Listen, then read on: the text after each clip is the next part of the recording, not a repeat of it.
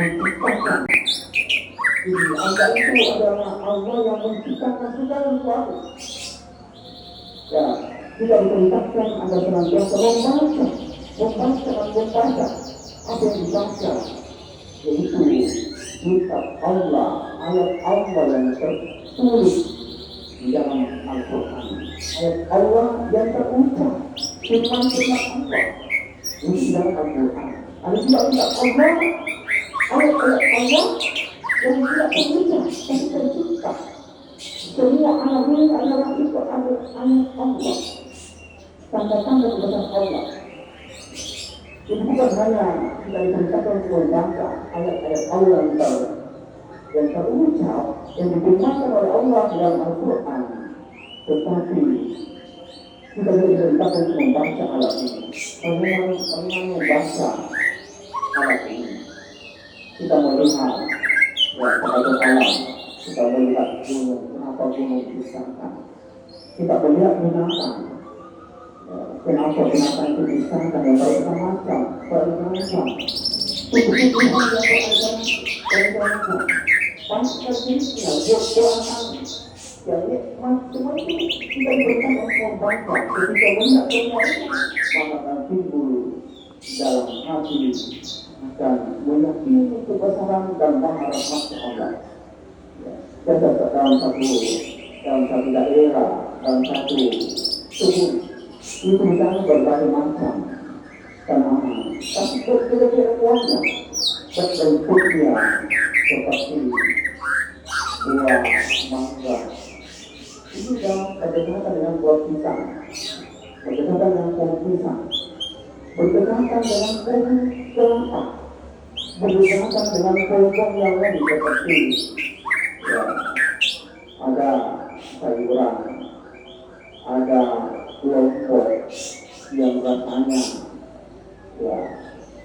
pedas, ada mangga yang rasanya kecil,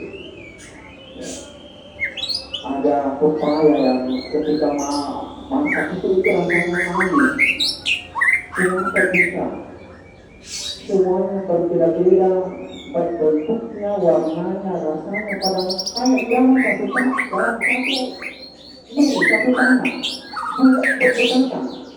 Kalau tidak punya dalam kita itu, maka kita akan menimbulkan dalam hati meyakini itu maha besar Allah. Karena sungguh terbiasa. Perbedaan antara kitab-kitab semawi yang lain dengan kitab Al-Quran, Al-Quran itu kalau kita membacanya itu mendapatkan paham. Kalau tidak tahu itu kalau dibaca tidak dapat paham. Nanti dapatkan paham kalau diamalkan. Kalau Al-Quran baru saja dibaca, maka orang mendengarkannya itu mendengarkan, jadi orang membaca itu mendapatkan paham. Nabi mengatakan, "Mangkara harta di kitabillah, falahu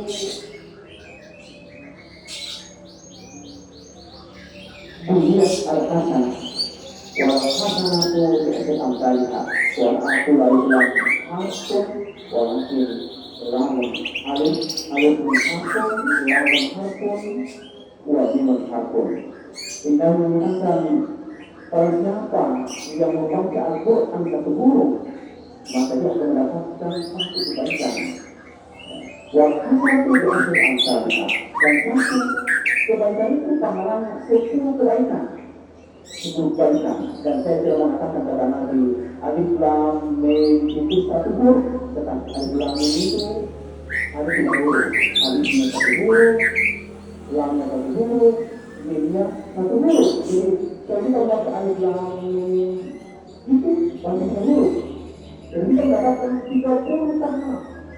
Maka kalau kita mengamalkan Al-Quran dalam bulan ini kita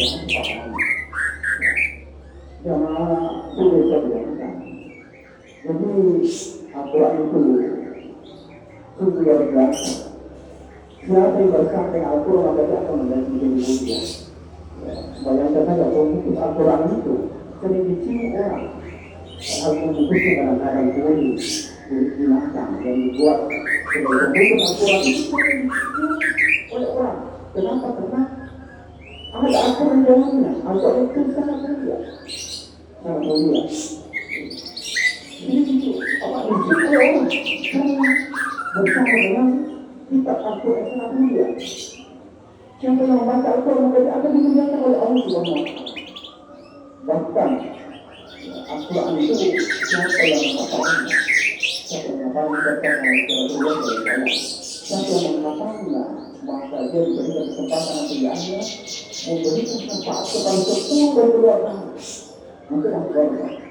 Memberikan kesempatan oleh Allah untuk bersedekah, meminta pertolongan oleh Allah untuk 10 keluarga yang sudah berhasil. Bisa kita menghafal Al-Quran. Jamaah subuh yang dimuliakan. Karena itu maka kita senantiasa membaca Al-Quran. Kemudian kita memahami isinya. Kemudian kita mengamalkan isinya. Karena itu setiap kita hendaklah berusaha bagaimana anak-anak kita tahu membaca Al-Quran, tahu memahami isi Al-Quran. Jadi kalau kita sering membaca Al-Quran setiap bulan sejarah pada kita juga dalam sejarah Ramadan, kita hanya membaca saja tanpa memahami isinya, maka kita mulai tingkatkan bukan hanya membaca Al-Quran, tetapi kita berusaha bagaimana membaca artinya. Kalau kita membaca artinya, kita tingkatkan lagi bagaimana memahami isinya dengan membaca berbagai macam tafsirnya. Banyak tafsir, ada tafsir yang berbahasa Indonesia, ada tafsir yang berbahasa Inggris. Kalau itu bisa kita pahami, alhamdulillah, bagi kita mudah memahami Al-Quran. Seperti yang saya sampaikan dari mana, bahwa isi dalam Al-Quran itu adalah ada sebagai janji yang menggunakan, ada sebagai janji yang sama, ada sebagai kisah-kisah. Kita bisa mengetahui kisah-kisah oleh Allah terdahulu, apa yang terjadi pada masa Nabi Musa alaihissalam, apa yang terjadi pada masa Nabi Ibrahim alaihissalam. Itu kita tidak dapat mengatakan kami bagaimana keadaan itu kita baca Al-Quran dengan membaca artinya. Akhirnya dia bisa melihatkan dengan memahami Al-Quran ini bahaya sekali. Bisa menambah keimanan kita dengan memahami jalur Al-Quran berarti kita bisa mengikuti kehidupan kita. Banyak muslim yang masuk Islam karena memahami isi Al-Quran, memahami kebenaran ajaran Islam. Karena di dalam ajaran Islam itu sedang terkandung dalam Al-Quran. Seperti yang dicontohkan dalam satu hadis Rasulullah SAW yang dijelaskan bahwa ketika kita sholat telah dibuat anjing, maka itu dicuci dengan 7 kali. Salah satu dan tertujuan itu dibuat dengan orang ahli kesehatan yang ingin mengajukan seorang anak Islam. Sengaja menjelaskan kakinya dibuat anjing. Setelah dibuat anjing, maka kemudian dibuat dengan menggunakan